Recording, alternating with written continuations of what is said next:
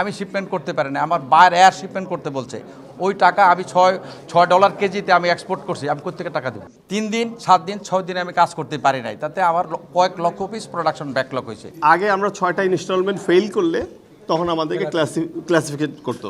America তাদের জিজ্ঞাসা করে তোমার ফ্যাক্টরি, তোমার ওখানে যদি তুমি নিরাপত্তাহীনতায় ভুগো তাহলে তুমি কার সাথে কন্ট্যাক্ট করবা? এই নেগেটিভ জিনিসগুলো যদি আমরা সলভ করতে না পারি তাহলে আমাদেরকে বিকল্প চিন্তা করতে হবে। র মেটেরিয়ালসগুলি আনা নেওয়া করা যায়, তাহলে এইখানে আমাদের সাপ্লাই চেইনটা একটু স্মুথ হতে পারে। How we may work together to bring our experts together to discuss issues of economic reform.